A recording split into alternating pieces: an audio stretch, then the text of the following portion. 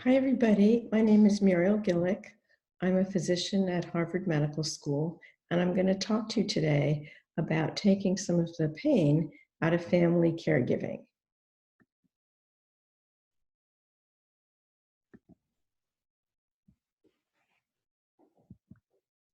So you're a caregiver for an older adult, and otherwise you wouldn't be watching this video.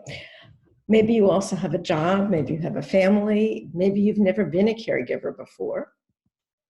And I'm a geriatrician. I'm a physician specializing in the care of older people. And over the years, I've come to appreciate the really critical role played by people like you, by family caregivers.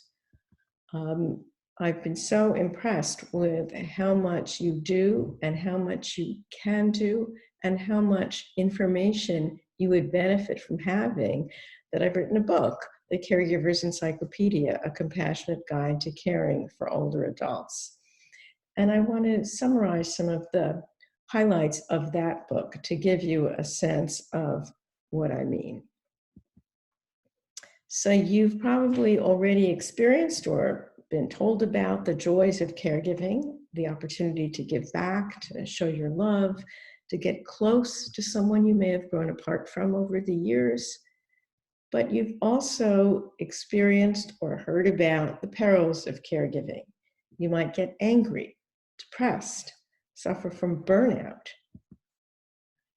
And fortunately, there are growing numbers of tricks and resources to help caregivers. There are different forms of emotional support, respite care where someone else takes care of your family member for a time. Exercise has been useful for a lot of people. Taking care of your own personal health matters. But the one area that very little attention has been paid to, and which I think could be extremely helpful to you, is to have some medical knowledge. So I'm going to talk today about medical knowledge for caregivers. Now, people who care for older individuals, particularly those who are frail, describe that they're actually engaged in an awful lot of medical tasks, ranging from medication management to preparing special diets, to dressing wounds, to using often very sophisticated medical technology. This image shows a woman helping with home dialysis. And you may be called upon to participate, hopefully with your family member, in making medical decisions, in weighing the risks and benefits of a proposed course of action. So why does some medical knowledge help? You're often not going to be given the training and teaching that you need by the healthcare professionals. You may not know how to acquire the medical knowledge and skills that you could benefit from. And quite honestly, you're being asked or will be asked to take on tasks that are traditionally done by professional nurses and doctors. So how can you bridge the knowledge gap?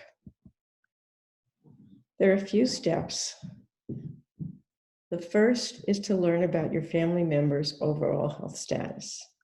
Then you need to learn about your family member's goals of care, how to manage chronic conditions, how to respond to acute symptoms, and finally, how to navigate the healthcare system. So I'm going to go through each of these and just say a few words about them. Step one was understanding your family member's overall health status. So what do I mean by overall or underlying health status? My experience is that older patients range from being robust at one extreme, and your family member is probably not robust or you wouldn't need to be a caregiver, to dying at the other extreme, with people in between being physically frail, what one might think of as cognitively frail or having dementia, and people who are both physically and cognitively frail. Why does overall health status matter? Well, it actually determines life expectancy, and often you really can't make decisions about what course of treatment makes sense for your family member unless you know, roughly speaking, how much time that person has left. But in addition to determining how much time your family member has, it also shapes the trajectory over the coming months or years. What can your family member anticipate? A slow, steady decline, a rapid decline, a long plateau, and then abrupt decline? What's life going to look like, approximately? And knowing the overall health status is going to influence decisions about goals of care. Which brings me to step 2, which is determining and prioritizing the goals of care. From a medical perspective, there are really 3 major purposes that any treatment, whether it's a medicine or a procedure or an operation, can offer. The treatment might offer prolongation of life. It might offer maintaining function, the things that you do every day: walking, talking, hearing, seeing, thinking. And it might offer comfort. And of course, most of us want all these things. Why shouldn't we? But life often requires that we make trade-offs. And so it's going to be important to determine which of these goals is most important to your family member. Along with health status, along with whatever the medical realities are that you're facing, goals will influence the approach to treatment. So let me give you an example of what I mean, because this is all kind of vague. Suppose your relative has chest pain, and let's say that the primary goal of care is life prolongation. If that's what matters most, regardless of side effects, regardless of consequences, then you may find yourself in a position where the first thing that should happen is that your relative goes to the hospital. If, on the other hand, the primary goal is to maintain function, to be as independent as possible, to stay at home perhaps, to do the things that matter most, then you may want to start with an office visit. And if the primary goal is comfort, which doesn't mean you don't want to live longer, but what's most important is your comfort, then home care may be the way to approach treatment. The next step is managing chronic conditions. This little slide just shows you the 10 most common chronic conditions in older adults, and reminds you that 80% of older adults have at least one chronic condition. 68% have 2 or more chronic conditions. High blood pressure, high cholesterol, and arthritis are the big 3, but heart disease and diabetes are also important players. So why does managing chronic disease help? Well, regular monitoring might be able to prevent flare-ups. Adjusting medication might improve your family member's well-being. And using certain simple medical equipment, an oxygen tank, a blood pressure cuff, may enable your family member to avoid physician visits. And in addition, I would say hospitalization.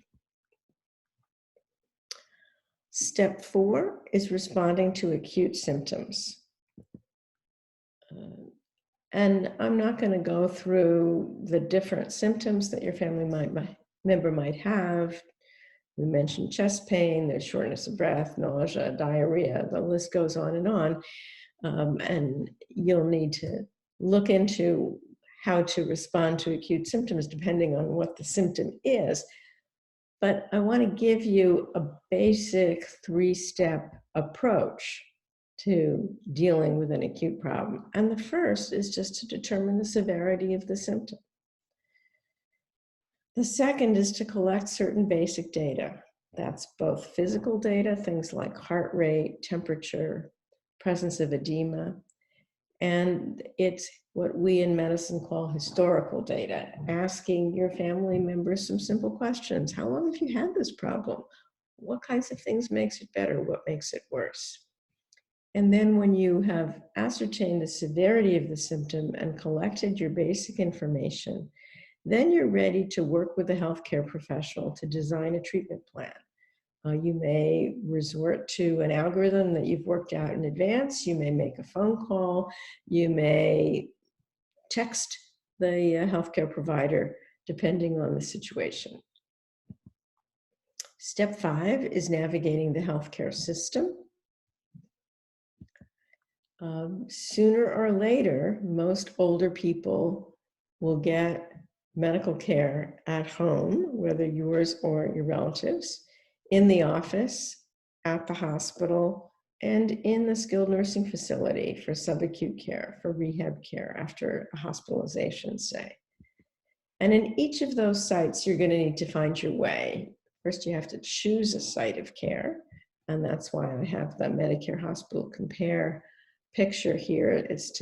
That's one example of a resource that can help you pick which hospital to send your relative to in those situations where you have a choice and there's an elective procedure, for example. At each site, you're going to want to get to know the players and know which ones are important. And you're going to have to be proactive to assure that the goals of care that you may have worked out between yourself and your relative, and together hopefully with a physician, that those goals of care are respected at the site where you are. So that's it. 5 steps: understanding the overall health, eliciting and prioritizing goals of care, managing chronic conditions, responding to acute symptoms, and navigating the healthcare system. And if that sounds a little daunting, you don't have to do it all at once. You should do steps 1 and 2 up front, and you will need to revisit the overall health of the family member and revisit the goals of care periodically, every year or so, or if something major changes. Managing chronic conditions, you can learn bit by bit. Responding to acute symptoms, you're going to want to only address a particular symptom and kind of look up what to do when that arises. And navigating the healthcare system, again, you don't have to learn about rehab until rehab becomes an active issue for your family member. If you acquire this kind of basic medical knowledge, I think you're going to feel much more confident as a caregiver. You're going to be less anxious, less often worried about, am I doing the right thing? Am I doing too much? Am I doing too little? Should I be taking mom to the hospital? Should we be going to the doctor's office? Should she have more medicines? Should she have less medicine? And you're likely to spend less of your precious time and your family members going to the doctor and the hospital. And you're going to do a better job, which is going to make you feel good. From the perspective of your relative, your family member is going to get care that is more consistent with his or her wishes and goals, is also going to spend less time going to doctors and hospitals, and is probably going to have a better quality of life. So there are lots of resources that can help you on your caregiving journey. Focusing now on the medical needs, I hope you'll find my book, The Caregivers Encyclopedia, useful. So go forth, engage in the caregiving journey, and I hope that you will find this a very rewarding activity.